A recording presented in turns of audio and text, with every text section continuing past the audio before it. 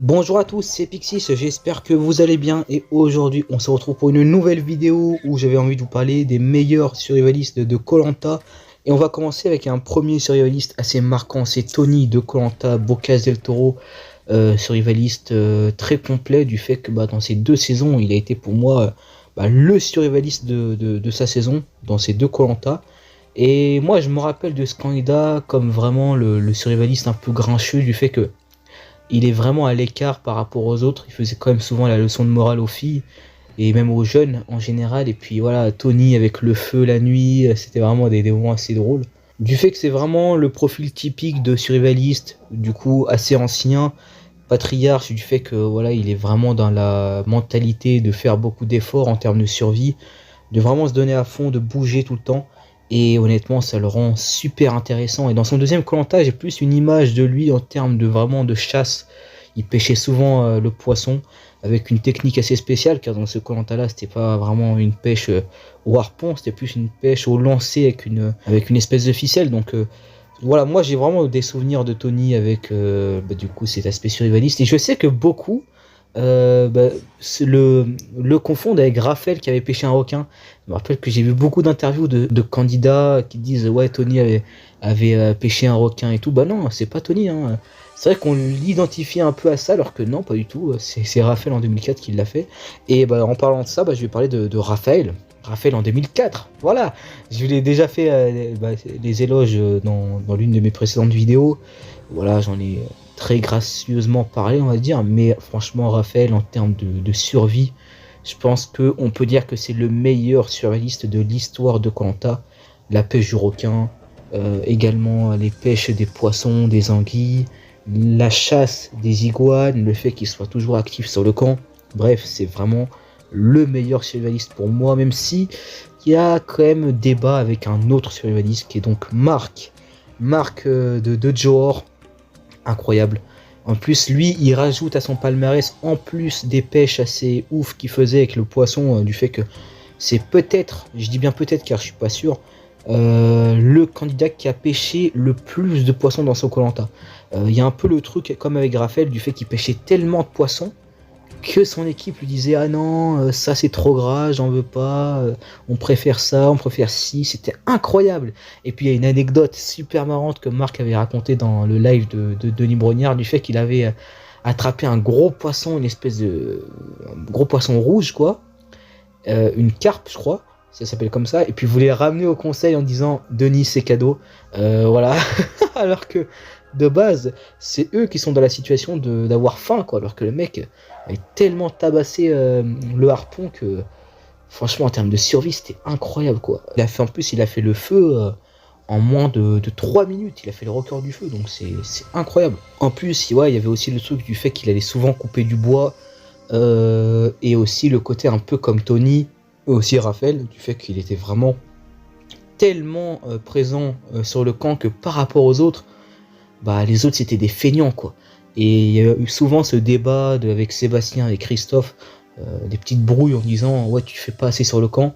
Et c'est notamment aussi pour ça que Sébastien a été sacrifié au portrait de la finale aussi, hein, du fait qu'il méritait pas entre guillemets, ce qui est pour moi logique, d'arriver en finale face à Bruno et Chantal. Et d'ailleurs, je vais parler de ces deux candidats, Bruno, Chantal. Je vais parler en même temps vu que c'est pour moi deux survivalistes assez exceptionnels qui ont fait donc la même saison. Chantal pour moi est plus au-dessus, et même Bruno le dit lui-même dans la saison, voilà, c'est vraiment un exemple. Mais je trouve que Bruno en termes de survivaliste, il est quand même, on va dire, assez parallèle à Chantal. Je pourrais même parler des trois en même temps avec Marc.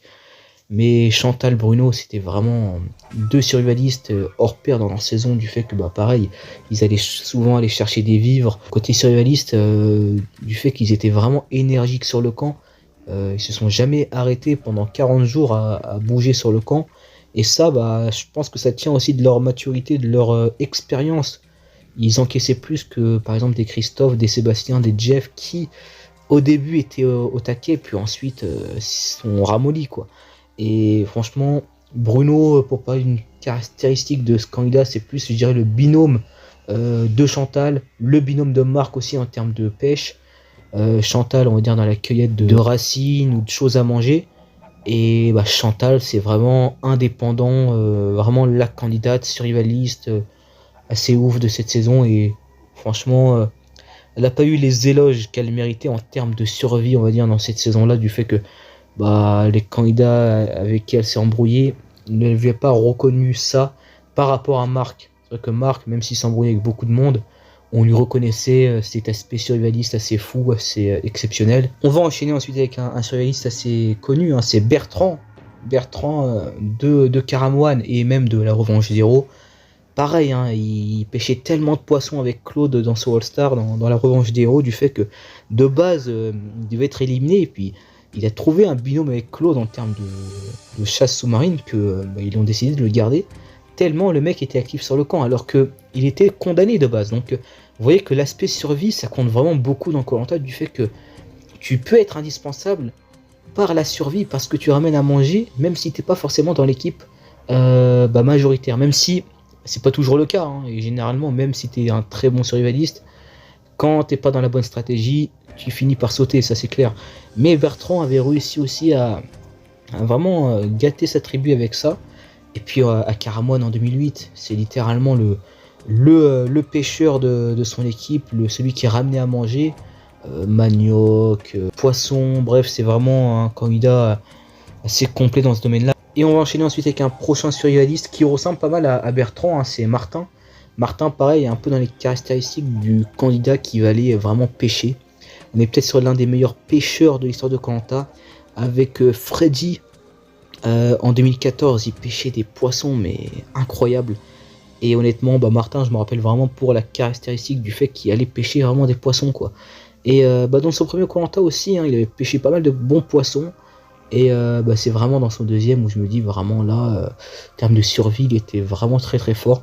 Et vraiment spécialisé, je pense, dans le côté pêche sous-marine avec le harpon. C'est vrai que j'ai pas forcément des très gros souvenirs avec Martin dans la jungle, enfin dans la forêt, dans la jungle, à chercher réellement à bouffer. J'ai pas vraiment le souvenir de ça, mais j'ai vraiment peut-être des... mais je pense vraiment que Martin est l'un des meilleurs pêcheurs de l'histoire de Koh-Lanta. Et je crois que c'est lui-même qui a pêché le plus gros poisson. Ah, peut-être à se battre, j'hésite avec Marc. Mais je crois qu'en 2014, ils ont quand même pêché un poisson qui était vraiment incroyable, quoi. C'était pas un requin comme Raphaël, hein. Ouais, moi, Raphaël, je le mets hors catégorie, c'est un requin. Mais là, un poisson, il avait pêché un poisson de ouf, quand même, Martin, en 2014. Donc, Martin, voilà, je le mettrai dans les meilleurs survivalistes. Et j'ai parlé aussi d'un candidat, c'est Freddy, hein, Freddy en 2014 aussi. Et dans ses précédentes éditions, excusez-moi, il a été exceptionnel. Et puis Freddy a ce côté survivaliste aussi constructeur. Je vous en avais parlé dans mes vidéos avec les meilleurs constructeurs de l'histoire de Koh-Lanta. Du coup, j'ai parlé que de lui pratiquement dans la vidéo, vu que il a tout amené dans ce côté-là. Et pour moi, ça fait partie du côté survivaliste. Mais si on met ça de côté, le côté constructeur, vu que j'en ai fait une vidéo à part entière, le côté survivaliste c'est quand même présent, et surtout en 2014, également en 2010, en 2012. Je trouve un peu moins dans sa première saison. Quoique, comme il confectionne quand même des pièges et tout. Donc si, il y a quand même ce côté-là. Mais moins dans le truc du harpon, vu qu'il n'était pas forcément, je dirais, resté aussi longtemps pour montrer ça, pour prouver ça. Alors qu'en 2014, il y avait vraiment ce truc où il pêchait plein de poissons. La Revanche des Héros aussi, il avait vraiment ce côté chef, survivaliste, le mec connaissait tout, il apprenait tout. Enfin, vraiment, Freddy, c'était épatant tellement il avait des connaissances dans le côté survie. Et en plus du côté très très fort en termes de construction. Et en parlant de connaissances, j'ai envie de parler d'un candidat dont je ne parle pas souvent sur la chaîne, c'est Maxime de la guerre des chefs, le Superman du camp. Et ouais, là franchement, il connaissait tout. Après, on va dire que c'était son métier de connaître quand même pas mal la survie. Et c'était vraiment kiffant. Je trouve que Maxime est un candidat sous-côté quand même dans ce côté vraiment survivaliste. Certes, il n'a pas fait le feu.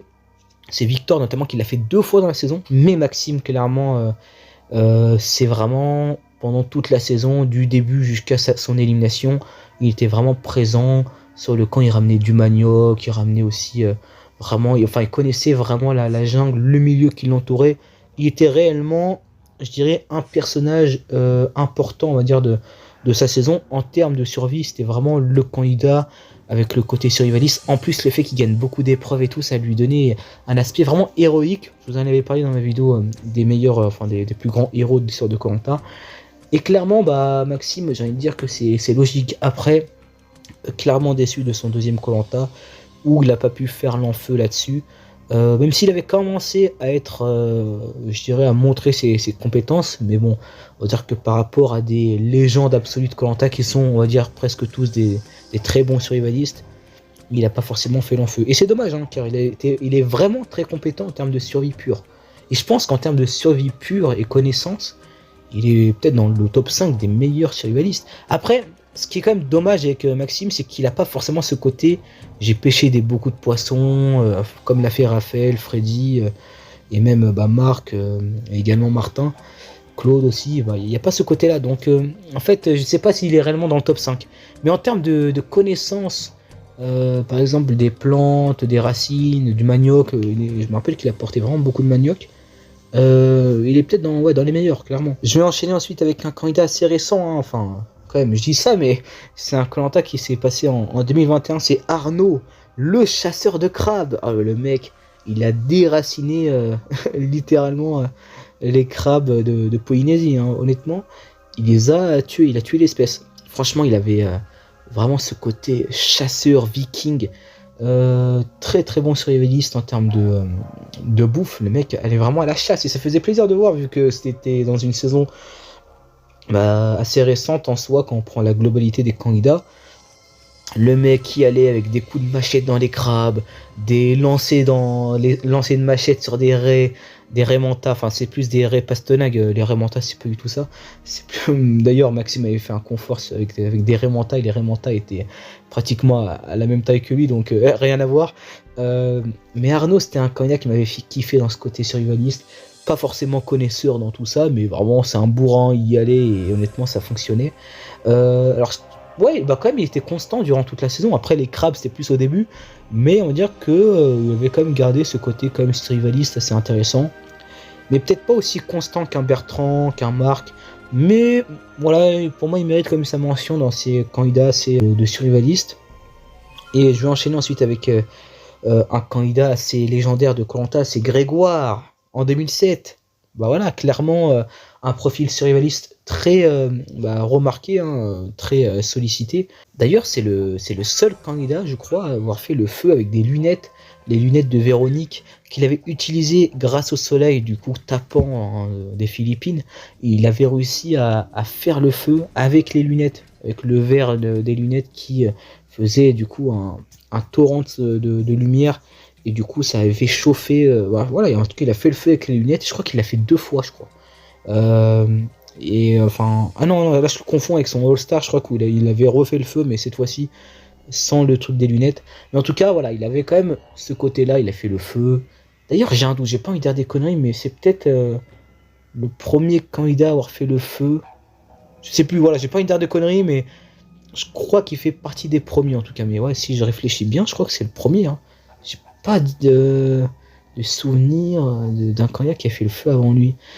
J'ai un doute avec peut-être Jean-Luc dans la première saison, je crois pas qu'ils ont fait le feu. Ouais, bref, non, je crois que c'est le premier candidat à avoir fait le feu. Bon, bref, en tout cas, il fait partie des premiers à avoir fait le feu. Et honnêtement, voilà, il allait souvent grimper aux arbres, le côté vraiment chasseur, pas forcément chasseur comme Mohamed, comme Raphaël, mais plus voilà, il allait chercher du manioc, il était vraiment actif en termes de survie, et puis aussi dans son All-Star. Je trouve que ça s'est quand même plutôt concentré là-dessus aussi, on l'a vraiment vu présent en termes de survie, donc Grégoire je le mettrais dans les candidats survivalistes de Koh-Lanta. On va enchaîner ensuite avec du coup Mohamed, le chasseur de chèvres, et ouais là c'est clairement légendaire. On avait eu Raphaël la saison d'avant qui avait chopé un requin.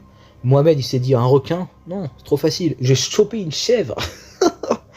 Oh putain c'était incroyable. Et puis la chèvre mec, il y avait les locaux là-bas qui disaient, on a entendu ça dans un live de Denis Brognard, ils disaient il y a des chèvres mais vous inquiétez pas, votre candidat il va pas prendre de chèvre, il pourra pas, c'est trop compliqué. Le mec il arrive avec une chèvre sur le dos, qu'est-ce que je fais? Et ça a engendré, excusez-moi, l'un des moments les plus cultes de l'histoire de l'émission, avec celui qui est pas content, je lui casse sa mousse. Voilà, la chèvre, si vous n'êtes pas content, on va la manger, elle bouge pas. honnêtement incroyable. Mais il n'y a pas que ça, hein. C'est vrai qu'on pense que Mohamed il a fait que ça, mais non, pas du tout. Honnêtement, en termes de chasse, il avait choisi des oiseaux et tout avant. Et durant toute la saison, il est quand même assez actif, il allait souvent chercher du bois, tout ça. Pas tout le temps, c'est pas aussi, on va dire, régulier que par exemple Bruno et Chantal. C'est vrai que souvent, parfois, il faisait la sieste, hein, Mohamed, hein, t'avais cramé, mais en vrai, en général, il était vraiment un gros survivaliste. On va enchaîner ensuite avec le prochain survivaliste, et j'ai décidé de parler de Sam. Sam de l'île des héros et de la légende, quand même un très très gros survivaliste de l'histoire de Koh Lanta. Et ce qui est incroyable, c'est qu'il est super jeune. Honnêtement, quand je regarde toute la liste, c'est le candidat le plus jeune de la liste, hein. Et de loin, c'est-à-dire que au minimum, les candidats ont la trentaine, quoi. Peut-être, voilà, la trentaine. Donc lui, vraiment, il avait 19 ans, je crois, et enfin peut-être 20 ans, mais il est vraiment super en avance en termes de survivaliste, quoi. En termes de survie pure. Le mec te fait le feu, alors pas avec le record de marque, mais pas loin. Je crois que c'est pas loin. Donc déjà ça c'est ouf. Et puis même, il était vraiment parti dans une optique d'être vraiment le nouveau Théoura, quoi, le nouveau Freddy plutôt. Plutôt nouveau Freddy, car Théoura il partait quand même des connaissances, mais ouais, Sam était vraiment parti dans un côté survie pure, quoi. Sam était vraiment parti pour faire des exploits en termes de survie, quoi. Et donc c'est assez étonnant avec un candidat aussi jeune comme je vous l'ai dit. Et puis vraiment, ouais, il était vraiment très présent sur le camp. Ce côté un peu, je fais la gueule contre les feignants. Donc ouais, il a un peu le critère pour rentrer dans la case des survivalistes de Koh Lanta, hein, clairement, d'un candidat qui est un peu grincheux, qui fait un peu les leçons de morale aux autres vu qu'ils font pas grand chose sur le camp. Il rentre clairement dans les cases. Et dans son All-Star, pareil, il fait le feu alors que il est entouré de légendes de Koh Lanta, de candidats qui font partie pour la plupart des meilleurs survivalistes de l'émission. Donc c'est clairement une mention très très honorable que fait Sam dans ce deuxième All-Star. Même si je trouve qu'en fin de jeu, il était plus endormi, on va dire qu'il était moins présent. Mais bon, il était plus fatigué, et puis bon, c'est pas forcément facile, on va dire, surtout dans un Koh Lanta qui était assez intense physiquement, même si bon, avec ces histoires de triche et tout, bon, c'est pas trop, mais bref, on va pas s'aventurer là-dedans. Ouais, c'est compliqué quand même de rester constant durant toute la saison, et très peu de candidats réellement l'ont fait, hein. Tony, Marc, voilà, il y a quand même ces candidats-là, mais Bertrand, Claude, mais pas, c'est quand même compliqué. Après, dans l'ensemble, ça reste quand même un candidat qui était vraiment très très fort dans ce domaine-là, et honnêtement, moi j'espère quand même le retrouver pour un ultime ou un futur All-Star, pour quand même réellement, je dirais, le voir indépendant quand même, dans ce côté survivaliste, dans ce côté stratégique, dans ce côté social et également sportif. Je sais pas si vous partagez mon avis. Et on va enchaîner ensuite avec Eric de Koh Lanta Palawan. Et honnêtement, c'est peut-être l'un des survivalistes de Koh Lanta qui m'a le plus épaté. Il connaissait vraiment beaucoup, je dirais, son milieu, hein. Il était vraiment, pour moi, il incarnait réellement la connaissance dans son Koh Lanta. Tout son savoir pour finalement pas grand chose, vu que le leader, Patrick, avait vraiment travaillé ses équipiers pour ne pas l'accepter en fait comme rouge. Et pour le coup, voilà, et c'est quand même un candidat qui m'avait beaucoup intéressé dans ce domaine-là de la survie, mais aussi en épreuve, hein. C'est vrai que ce genre de candidats qui sont jamais revenus dans des All-Stars, qui n'ont pas gagné Koh Lanta, qui sont pas forcément allés super loin comme Eric, qui est donc le premier éliminé de la réunification, on a tendance à un peu oublier de les citer, et c'est dommage car c'est vraiment un super super aventurier. Et en termes de survie, il était très très fort.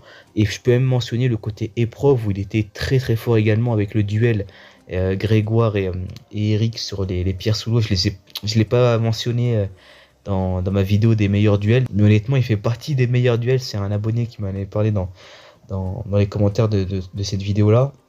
Pour le coup, Eric, exceptionnel aventurier et dans le domaine de la survie, très très épatant. On va enchaîner ensuite avec un autre survivaliste qui a fait Koh Lanta Thaïlande, et c'est Steve de cette même saison que j'adore, hein, honnêtement. C'est vraiment un candidat que j'aime beaucoup.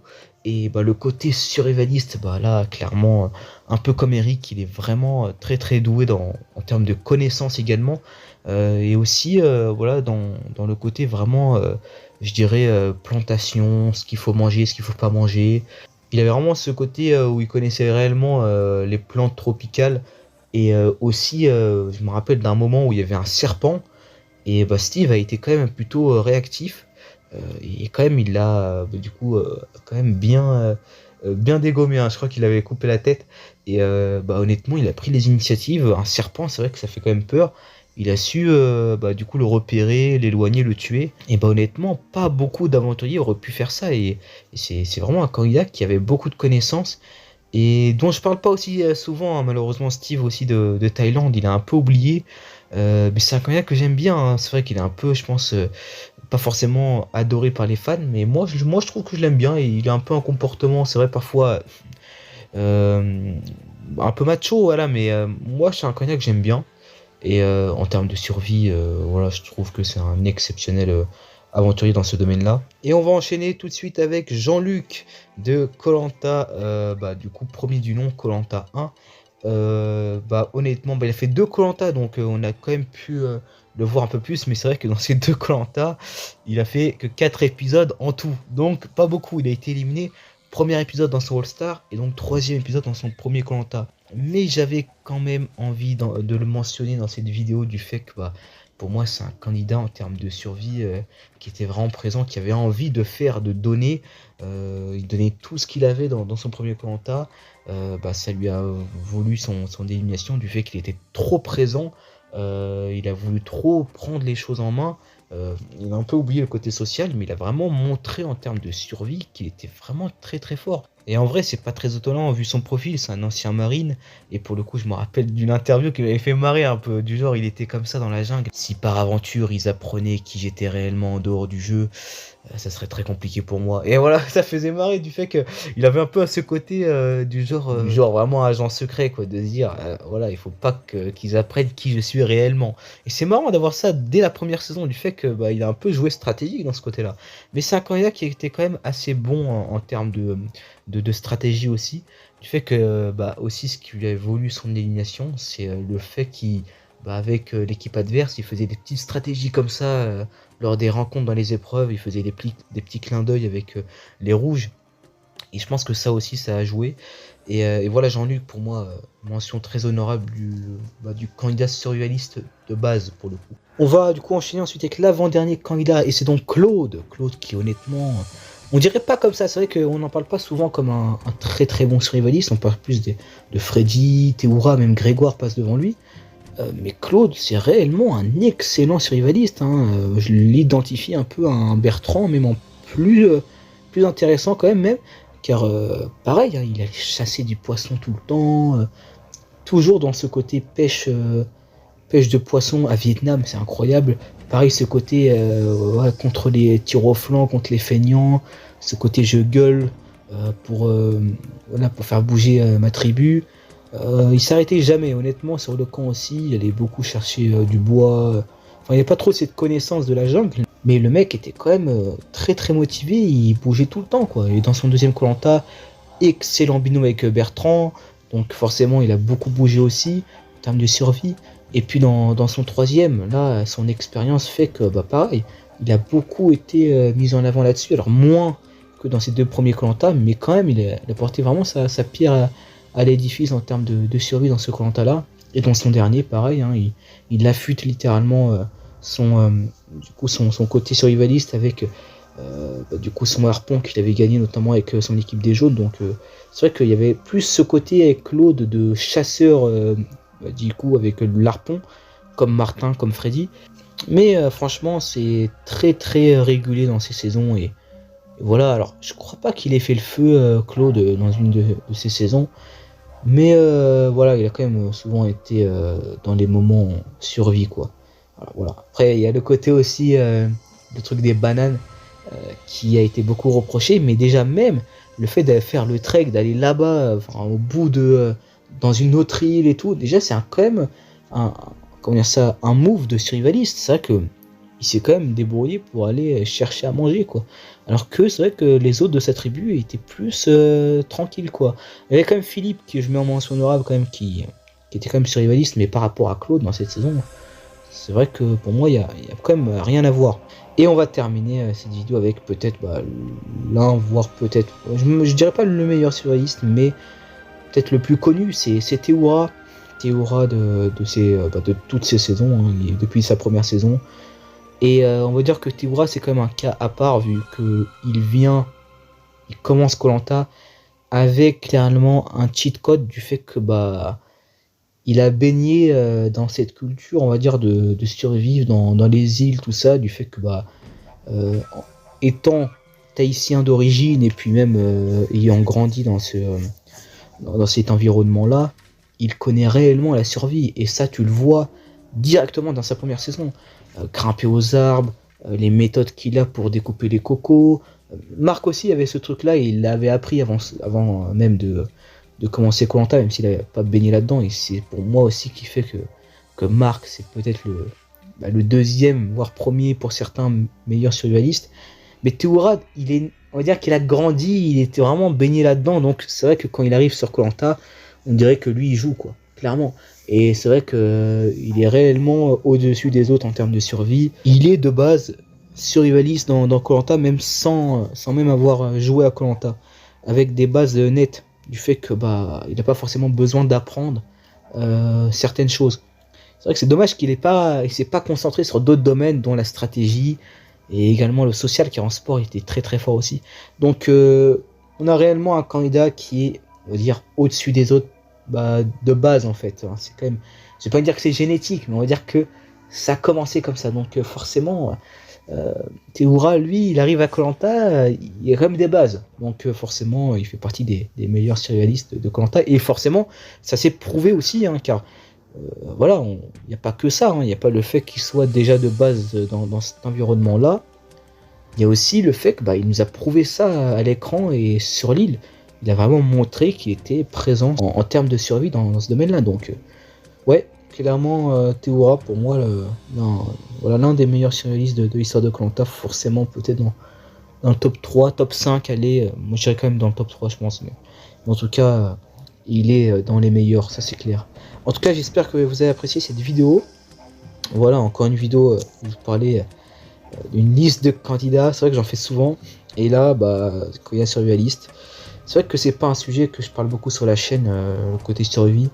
C'est vrai que là, j'avais envie d'en parler, vu que quand même, ça reste un S très très important du jeu qu'est koh. Donc, ouais, il faut pas le négliger, même si c'est un S que je ne parle pas souvent, forcément, vu que c'est moins dans l'aspect stratégique, divertissement, même si ça reste divertissement la survie, mais on va dire que c'est le S le moins intéressant de mon côté. C'est-à-dire que moi dans koh, ce que j'aime le plus, on va dire, c'est la stratégie, le sport, et également les relations sociales, car ça fait quand même partie de la stratégie, et voilà.